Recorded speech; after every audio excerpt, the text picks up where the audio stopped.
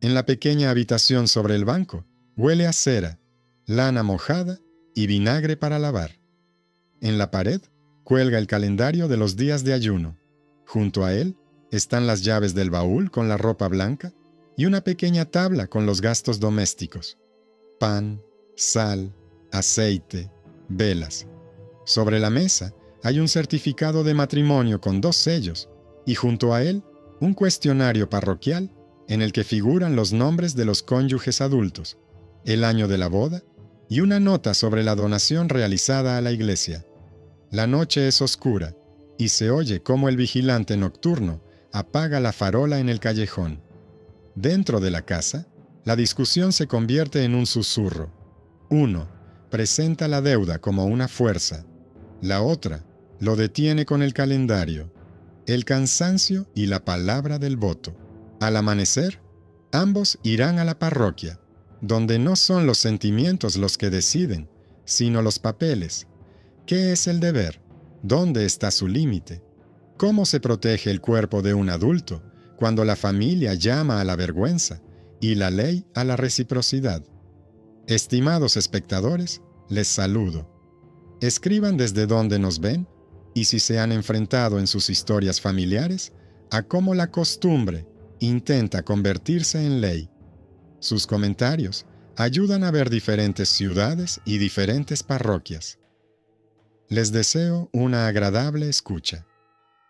Hoy veremos las decretales de Inocencio III, no como un terrible conjunto de prohibiciones, sino como instrumentos en los que el deber conyugal se interpreta como reciprocidad, donde el calendario de abstinencia protege el cuerpo y el tribunal parroquial equilibra el honor familiar con el procedimiento. En el mito, Roma parece imponer la cama. En los documentos se ve otra idea: el consentimiento, los días de abstinencia y el derecho a decir no, basándose en la ley y no en la misericordia. El contexto histórico es duro y prosaico. La ciudad vive entre el mercado y el altar. Semanas comerciales, fiestas, reuniones, epidemias de fiebres tras un otoño húmedo, lesiones en los molinos y los muelles. El matrimonio forma parte de este ecosistema económico. Los acuerdos sobre la dote y las camas conviven con cuestiones como la renta, la herencia y el estatus de la familia gremial. Cuando la familia vela por el honor, es fácil olvidar que la parroquia tiene sus propios libros y su propio lenguaje. En estos libros hay anotaciones sobre la libertad matrimonial, la prohibición de la coacción, el hecho de que la unión conyugal implica el deber de ambos y no el derecho del más fuerte. Los canonistas se refieren al antiguo corpus, pero fue precisamente con Inocencio III cuando muchas fórmulas comenzaron a sonar con más firmeza. El deber es mutuo, la abstinencia está acordada, el consentimiento no es un adorno, sino una condición. La esencia de la reciprocidad para la Cancillería es tan simple como contar velas, pero más grave en sus consecuencias. El cónyuge adulto no es dueño del cuerpo del otro. Está vinculado por un voto que implica una donación recíproca. Si una de las partes pide abstinencia por motivos de oración, enfermedad, ayuno o por una razón que el tribunal parroquial considere válida, la respuesta no se evalúa de forma espontánea, sino según las normas.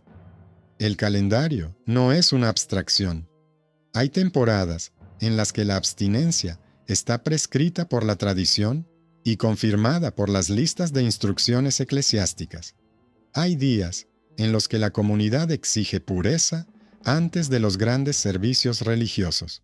La exigencia desmesurada de intimidad en esos días entra en la misma categoría que el abuso de poder en el hogar, un daño social con consecuencias.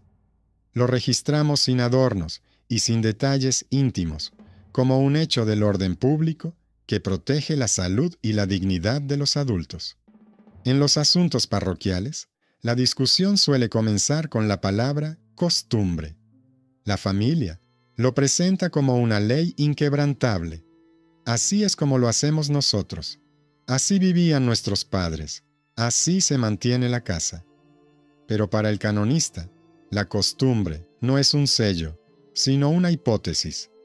Debe presentarse como una práctica estable sin violencia, confirmada por testigos, y sólo entonces puede complementar la ley en lugar de derogarla. Inocencio III, en su conocido estilo, impuso restricciones a las interpretaciones arbitrarias. Si la costumbre local degrada la reciprocidad sacramental y convierte el deber en una obligación unilateral, dicha costumbre no tiene validez, incluso si toda la familia se remite a ella. Así, surge en el papel un salvavidas invisible pero sólido. El matrimonio es una unión, no una obligación fiscal del cuerpo. El cuaderno médico de la ciudad, que se encuentra junto a los asuntos matrimoniales, da a esta salvaguarda la sustancia de la experiencia. En él se registran los dolores causados por el trabajo pesado, las fiebres tras la humedad, las complicaciones en las mujeres adultas tras semanas difíciles, el agotamiento de los hombres en la temporada de transportes. Al llegar, el médico hace una salvedad que gusta a los canonistas. La descripción del estado de un adulto es un registro médico, no una prueba a favor de nadie. Pero es precisamente este registro el que confirma las razones válidas para la abstinencia y puede detener la presión si la familia empuja hacia el honor. La honorabilidad en estos asuntos convierte fácilmente al cuerpo en un argumento. La ley debe devolver el cuerpo al ámbito del cuidado y el consentimiento. Las cartas de Inocencio a los obispos insisten en este camino correctamente trazado. Ningún motivo externo anula el consentimiento interno y la medida admisible de abstinencia. El mercado de los rumores ama exagerar, como si las decretalias se hubieran inventado para controlar la cama por cualquier motivo, como si el poder sagrado espiara por las ventanas, como si el deber fuera un recibo de un solo uso por el servicio de alguien. La realidad es más aburrida y útil. La Cancillería trabaja con definiciones. El deber es la disposición a responder el uno al otro como parte de la unión matrimonial, y es precisamente la reciprocidad lo que hace que esta disposición sea libertad y no obligación. La abstinencia es una medida acordada periódicamente por la comunidad, que se vincula a los servicios, los puestos, las peregrinaciones, el estado de salud, así como a los votos voluntarios acordados por ambos. La coacción es una violación de los límites y se considera un abuso de poder con consecuencias para la paz en el hogar. La costumbre es un complemento de la ley, siempre que no contradiga el bien común y la reciprocidad sacramental. De lo contrario, es un señuelo que no engaña al tribunal. En la práctica urbana, todos estos términos se combinan en un procedimiento. Los cónyuges acuden al párroco y al notario. Se registran los nombres de los adultos, la fecha de la boda en letra de imprenta, la lista de testigos y un breve resumen de la disputa. La parte que se remite al linaje aporta testimonios verbales sobre el honor de la casa. La parte que se remite a la ley, un calendario de fiestas, un certificado médico y a veces una carta del canonista que explica la reciprocidad del deber. El notario pregunta sobre los acuerdos celebrados en vísperas de los ayunos, sobre los votos voluntarios, sobre los casos de enfermedad, sobre el daño causado por la coacción. También se pone sobre la mesa la parte económica. ¿Cuándo se produjeron las disputas? Si se dejaron de pagar las cuotas, si se rompieron los compromisos, si el trabajador abandonó la casa, si se produjeron lesiones. El matrimonio aquí es parte de la paz civil, y la seguridad de esta paz no se basa en los gritos, sino en una forma clara. La línea de Inokentievskaya también se ve en cómo rompe la costumbre de la multitud de sacar lo privado a la plaza. Cuando la familia lleva el conflicto a la vergüenza pública, la parroquia lo devuelve a la oficina clerical y a una conversación privada con el médico. Cuando los vecinos exigen una reprimenda inmediata, el canonista les recuerda la responsabilidad por difamación y la inadmisibilidad de las prácticas humillantes. Esta demarcación no hace a las personas más santas, pero reduce las malas decisiones. La disputa se suaviza y se plasma en papel, donde la reciprocidad se describe sin edulcorantes como una obligación mutua respaldada por la libertad de cada uno. Si alguien intenta volver a la conversación sobre el derecho del más fuerte, se le pide que no utilice palabras grandilocuentes, sino argumentos, y es aquí donde la costumbre comienza a desmoronarse. Se mantiene hasta que choca con la regla del consentimiento.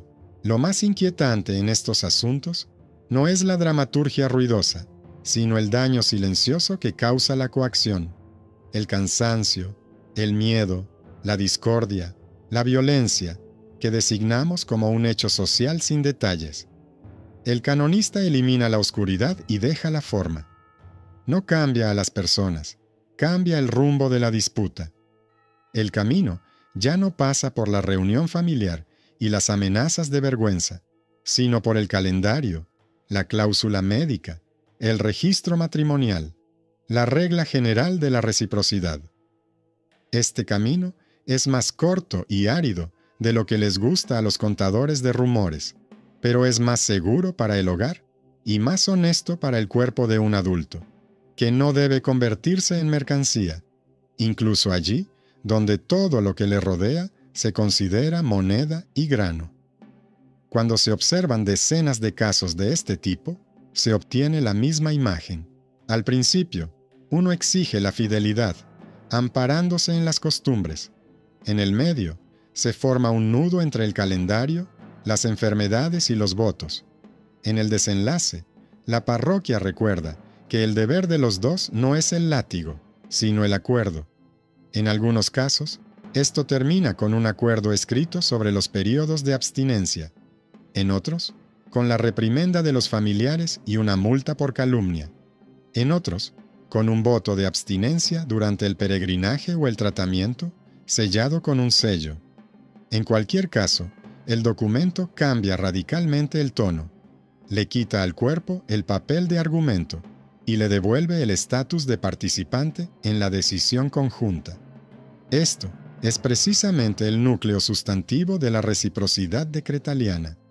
En la oficina parroquial, el asunto se desarrollaba de la misma manera que aquí se llevan a cabo las disputas sobre las piedras fronterizas y los recibos de deuda.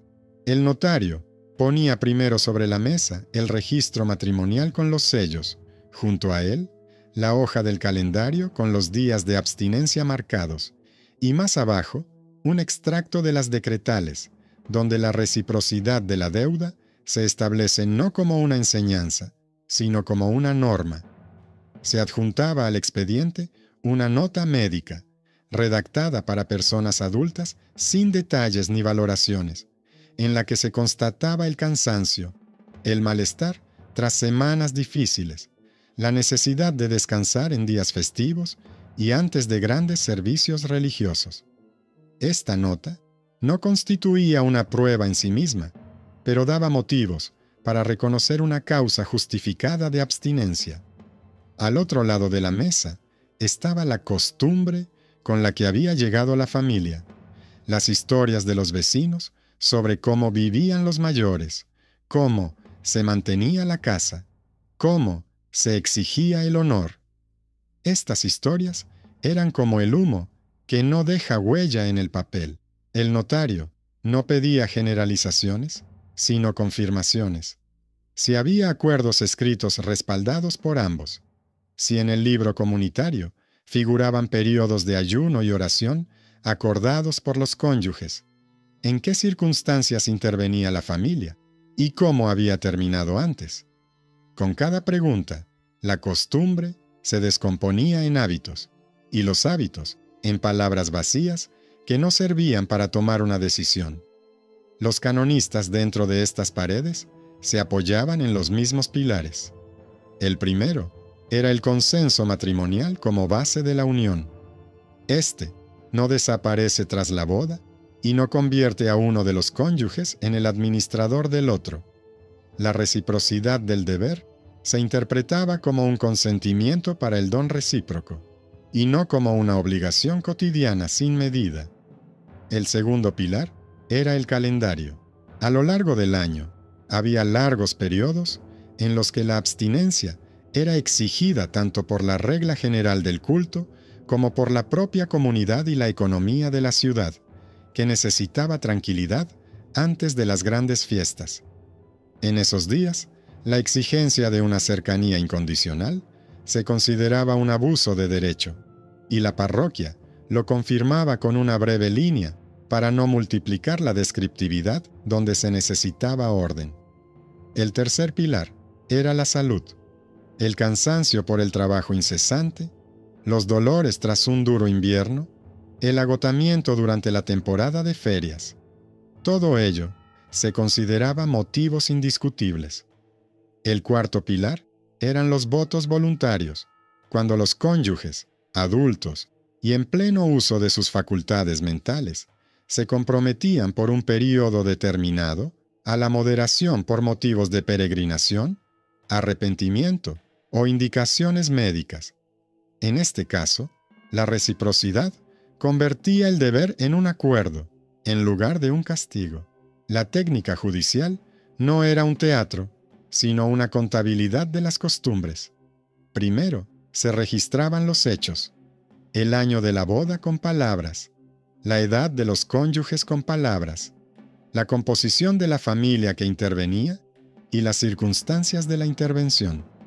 Luego venían las cosas, el registro matrimonial, los gastos domésticos con recetas para velas, pan y mantequilla, la receta médica, la lista de días de ayuno, a veces una carta del canonista con una explicación. Si la familia aportaba la costumbre, se le pedía que la mostrara en acción. ¿Cuándo, dónde y ante qué testigo se aplicaba? Si iba acompañada de coacción, si provocaba discordia y huida. Si en lugar de respuestas, se escuchaba una apelación al honor de la casa. La parroquia recordaba que el honor no anula la reciprocidad y no convierte el cuerpo de un adulto en garantía de la paz familiar. En los raros casos en que ambas partes llegaban heridas por las disputas, el asunto se trasladaba al régimen de protección de la paz. Se fijaban periodos de abstinencia bajo sello, se amenazaba con multas por calumnias, se exigía a los familiares que se mantuvieran al margen y no convirtieran lo privado en un espectáculo. Los libros vecinos, los estatutos de la comunidad y las glosas de las universidades daban fuerza a esta práctica. Los profesores de derecho explicaban con ejemplos por qué la conjunto de indicios era peligrosa y sustituía perezosamente a las pruebas, tanto en los asuntos patrimoniales como en los matrimoniales. Para ellos, una confesión no respaldada por objetos y tiempo no era más que tinta. Esto también se aplicaba a los conflictos domésticos. La historia de cómo lo hacían siempre los mayores no tenía validez sin el consentimiento de ambos adultos, sin referencia al calendario y sin tener en cuenta la salud. Los mismos libros subrayaban los límites de los medios duros. Cualquier presión sobre un adulto para obtener las palabras correctas convierte el procedimiento en violencia, y la violencia daña la paz, que el tribunal tiene el deber de proteger. Por eso, la parroquia dirigía la discusión al pasillo, donde las paredes son más gruesas que en la plaza. Todo lo que no encajaba en el formulario se consideraba ruido. En estos casos, se distinguían claramente dos ritmos. El rápido, el ritmo del oído, que exige la confirmación inmediata del derecho de la fuerza, le gusta señalar la subordinación y desprecia el calendario. El lento, el ritmo del registro, donde la reciprocidad se comprueba con preguntas, no con gritos. Este ritmo lento salvaba allí donde el rápido destrozaba a las personas, cuando el cónyuge, amparándose en la costumbre, insistía en la obediencia incondicional, el tribunal tomaba el hilo y lo tiraba a través de 4 nudos: el consentimiento, el calendario, la salud y los votos. Si el hilo se rompía en algún nudo, la coacción se revelaba como un abuso. El tribunal no exigía confesiones, ni permitía que la multitud espiara. Exigía el cumplimiento de la forma, porque la forma protege al más débil mejor que cualquier sermón moralista. Por eso, en los casos de reciprocidad, hay tantas hojas aburridas con sellos y tan pocas palabras duras. La durabilidad gana a la grandilocuencia. No se puede decir que la familia renunciara sin luchar a la costumbre de dominar lo privado. En los libros de quejas se ven casos en los que los parientes, alegando honor, intentaban sacar el asunto a la luz pública, inscribían a los vecinos como testigos de desobediencia y amenazaban con el destierro y la denegación de ayuda. Aquí, el canonista imponía una segunda medida de seguridad: la responsabilidad por calumnia, que se disfraza de celo por el orden. Las acusaciones falsas se castigaban con una multa y a veces con una penitencia eclesiástica. El castigo no era una pena capital, sino un recordatorio de que la familia no es un tribunal. Las demostraciones externas de celo moral estaban prohibidas, al igual que las pruebas corporales en otros asuntos. Cuando se busca la verdad a través del espectáculo, las fronteras desaparecen rápidamente. El tribunal devolvía la disputa a la sala con un arenero para esparcir tinta y una lámpara que humeaba uniformemente mientras el escribano escribía la siguiente fórmula de reciprocidad. El mito de que Roma imponía el matrimonio se basaba en un conveniente malentendido. La gente tomaba las frases más estrictas de las cartas canónicas y olvidaba las líneas adyacentes, donde el mismo autor prescribía el consentimiento, la voluntariedad de los votos y el equilibrio del deber. En los asuntos parroquiales, este malentendido se disipaba en la primera mesa. El registro matrimonial, la hoja del calendario, la receta médica y la carta del canonista se convertían en algo así como las 4 patas de una mesa. Quita una y la mesa se tambaleará. Quita 2 y se derrumbará. No es casualidad que precisamente bajo el pontificado de Inocencio III, en las cartas a los obispos, se repita constantemente la idea de la moderación y de que la violencia en las cuestiones matrimoniales destruye tanto el sacramento como la economía. Esta idea no sonaba como moralismo, sino como lógica administrativa. Donde se rompe el procedimiento, crecen las disputas, caen los ingresos, se multiplican las fugas y las enfermedades. El cuaderno médico añadía a esto otro sencillo detalle. En él había líneas sobre la fiebre tras un otoño húmedo, sobre el agotamiento tras largos viajes, sobre lesiones en los molinos, sobre enfermedades de mujeres adultas tras partos difíciles, sobre insomnio y palpitaciones en hombres durante la temporada de disputas por deudas. Estas anotaciones no eran en sí mismas ni una acusación ni una justificación, pero se convertían en un apoyo para una medida razonable. El tribunal las consideraba razones válidas que permitían acordar periodos de abstinencia y registrarlos bajo sello, para que nadie pudiera utilizar la debilidad contra otro. La vida en la ciudad era un trabajo incesante, y el reconocimiento del cansancio como factor legal sonaba sensato, incluso severo. No se trata de un derecho a la pereza, sino de la protección de la unión contra el agotamiento. A veces, la disputa salía de la sala al corto pasillo, donde esperaban 2 testigos. Estos no confirmaban la intimidad, sino el procedimiento. Si se había hablado del voto, si se había explicado la carta de abstinencia, si había venido el médico, si el superior había advertido sobre el procedimiento. Si no había testigos, el tribunal podía tomar una decisión basándose en documentos escritos, pero con menos certeza, y entonces fijaba la fecha más próxima para la revisión. Parecía una preocupación lenta, pero obstinada por la paz.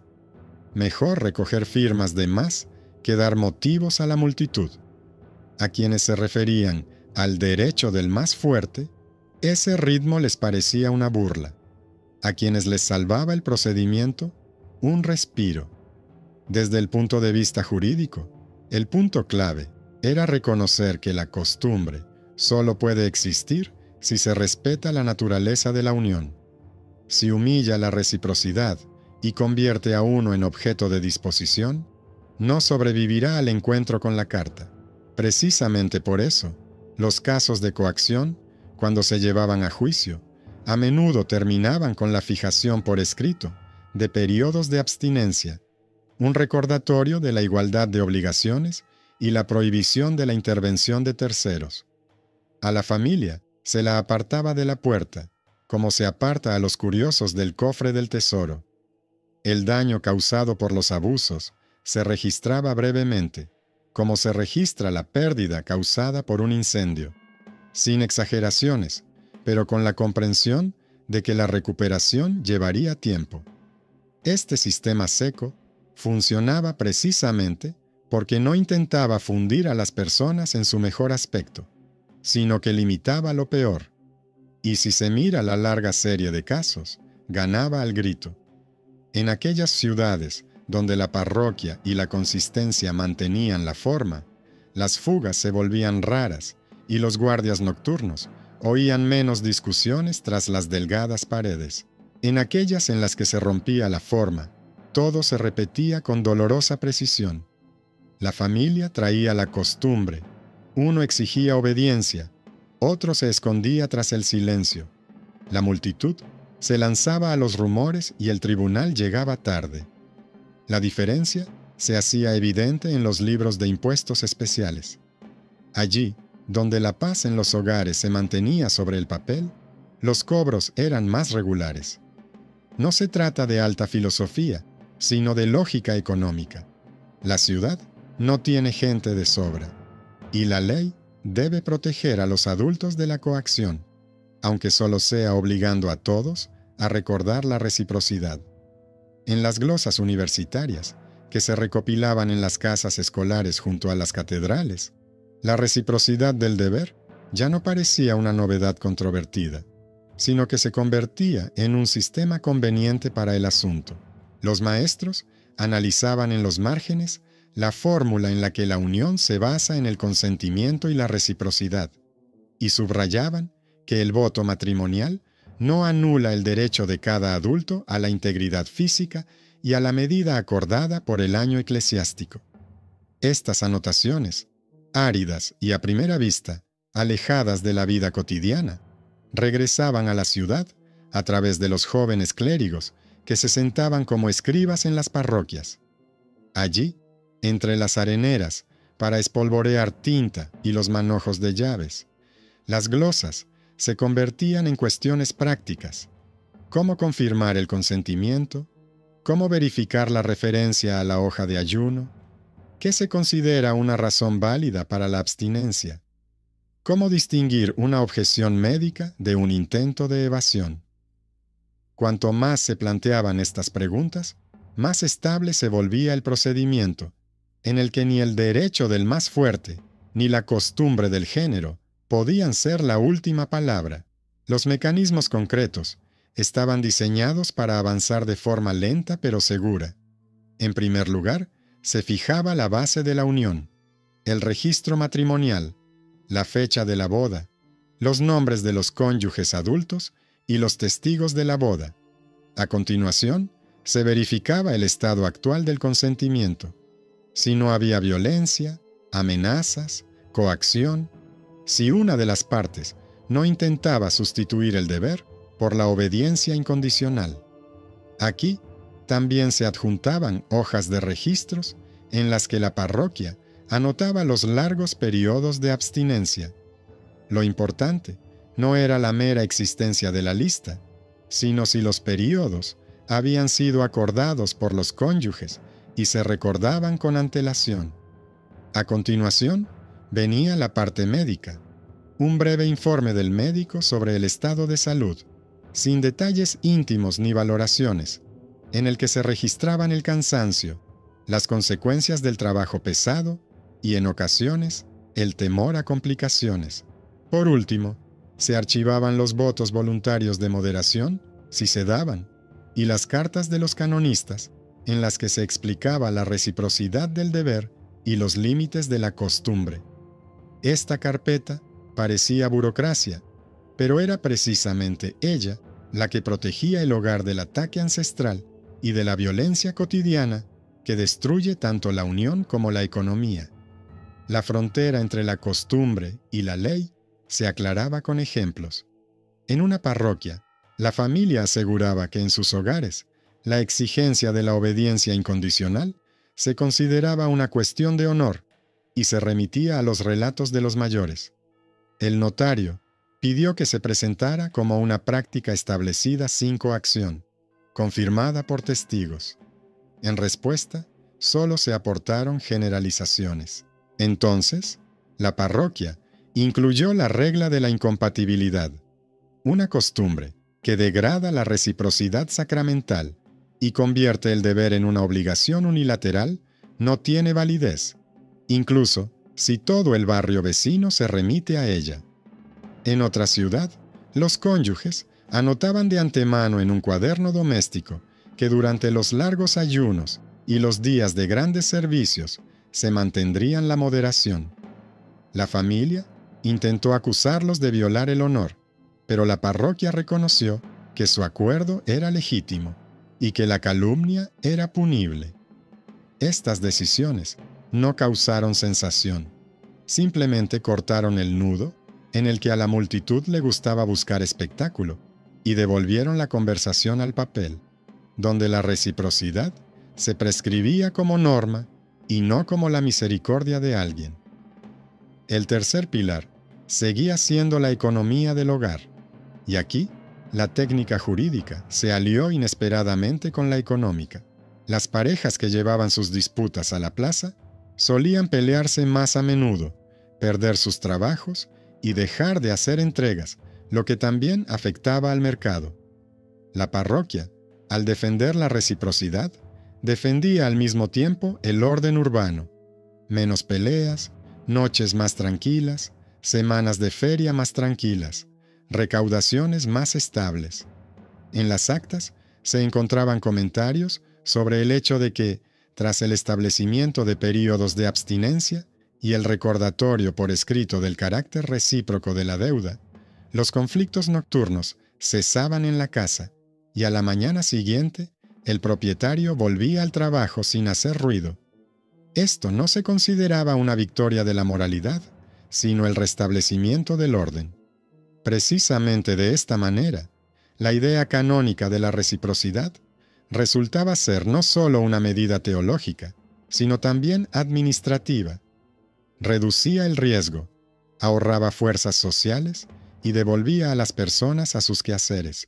El punto de inflexión fue el enfrentamiento con la táctica tribal de ejercer presión a través del honor.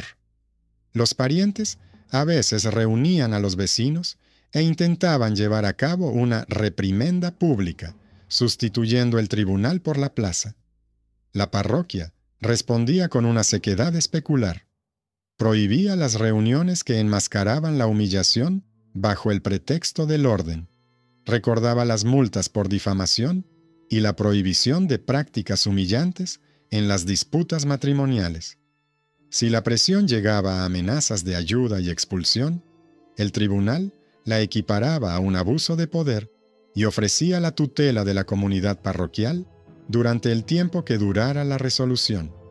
Un registro temporal de coexistencia pacífica, un calendario de abstinencia, la exigencia de no acercarse a la casa sin invitación. Estas medidas parecían minucias burocráticas, pero eran precisamente ellas las que rompían el guión en el que la multitud y la familia se apoderaban del cuerpo ajeno como instrumento de disciplina. En una de las temporadas, el archivo parroquial Incluso estableció una fórmula especial para las audiencias a puerta cerrada sobre cuestiones matrimoniales, con el fin de eliminar por completo el componente público. No menos esfuerzo se dedicó a la delgada línea entre la reciprocidad y la renuncia a la unión. Los canonistas insistían en que la reciprocidad no equivalía a la anulación del matrimonio y no servía de excusa para eludir la intimidad conyugal en general. Establecía una medida, pero no anulaba la obligación. Por lo tanto, cuando una de las partes abusaba de las cláusulas médicas o de la carta de abstinencia, el tribunal establecía un plazo de revisión y exigía confirmaciones para restablecer el equilibrio. En raras ocasiones, la parroquia imponía una breve penitencia a ambas partes, a una por ejercer presión, a la otra por negarse sin motivos justificados, y dejaba constancia en un recibo de que, tras un periodo de abstinencia, los cónyuges volverían a la normalidad por mutuo acuerdo. Esta aburrida matemática de las costumbres funcionaba precisamente porque todos los ángulos eran visibles. Los plazos en palabras, las razones en palabras, los testigos en palabras, los sellos en su lugar. Y ninguna costumbre podía hacer pasar la infalibilidad bajo el pretexto del honor. Sería un error pensar que esta técnica surgió sin resistencia. A nivel de rumores, seguían circulando historias de que Roma exigía a la gente que rindiera cuentas de cada noche, que la administración quería sustituir la intimidad por un horario, que el derecho del más fuerte era antiguo y natural. Estas historias convenían a quienes estaban acostumbrados a dominar el hogar mediante el miedo y la vergüenza. Pero el mito se desmoronaba al encontrarse con el documento. En las cartas de Inocencio III, a los obispos, se repetía la idea de los votos voluntarios y la prudencia. En las glosas se subrayaba la reciprocidad. En los estatutos de las ciudades se reforzaban las prohibiciones de las humillantes inspecciones. Y en los asuntos parroquiales se multiplicaban las fórmulas breves en las que el consentimiento se consideraba una condición. A quienes les gustaba el espectáculo, les parecía que se había sacado lo más interesante de la historia. A quienes necesitaban la paz, les bastaba con que el cuerpo de un adulto dejara de ser un instrumento de la política tribal. Las reservas médicas constituían una línea importante. Los cuadernos médicos registraban fatiga crónica, fiebres, signos de sobreesfuerzo tras las labores estacionales, complicaciones en mujeres y hombres adultos, insomnio en épocas de disputas por deudas.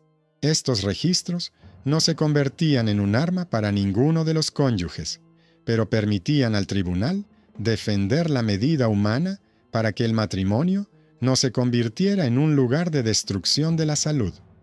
Con cada año que pasaba, la fórmula de que el registro médico era un documento de atención y no una prueba sonaba más familiar. Se repetía primero en los márgenes, luego en las redacciones municipales de los estatutos y más tarde en los planes de estudio. Allí también se perfeccionó la regla sobre los testigos del hecho para cualquier acusación de violación de la unión. 2 adultos, un lugar, una hora y ningún espacio. Esta sobriedad sonaba diferente en los barrios ricos y pobres, pero el significado seguía siendo el mismo.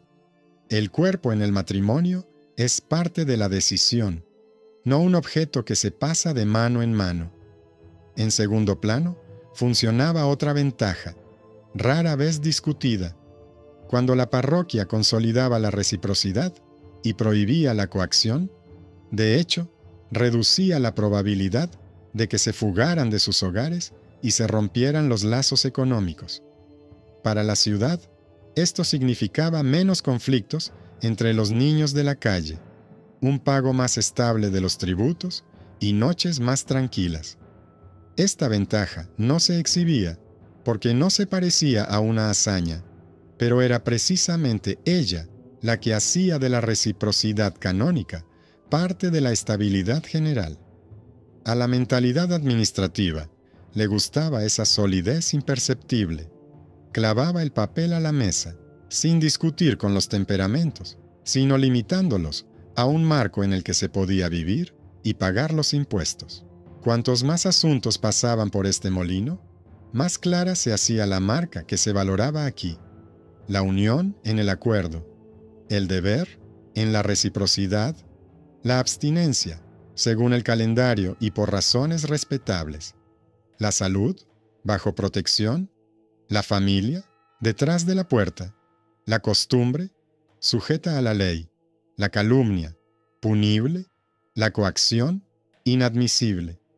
En el lenguaje del mito, se intentó convertir este árido 8 en una historia sobre la intromisión en la vida privada.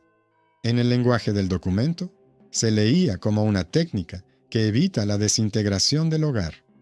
Y así fue como llegó a los estatutos, de las salas parroquiales a los tablones municipales, y de los tablones municipales a las interpretaciones universitarias, donde la reciprocidad dejó de ser objeto de controversia y se convirtió en un elemento del orden jurídico.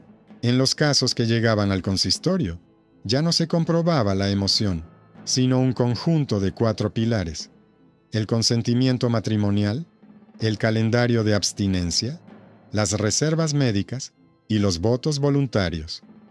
Para cada punto, se exigían pruebas materiales: un registro con sello, una hoja de ayuno, una breve nota médica sin detalles íntimos, una anotación sobre la duración del voto.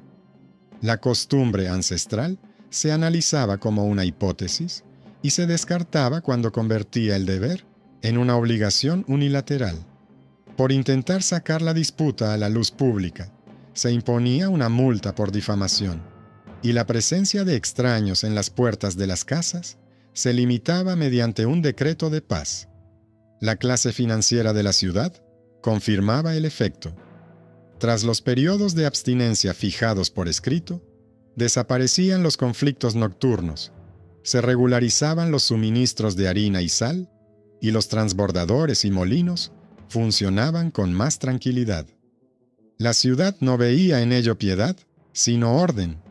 En las glosas se repetía que el reconocimiento sin cosas es sonido, y que la conjunto de signos es pereza de pensamiento.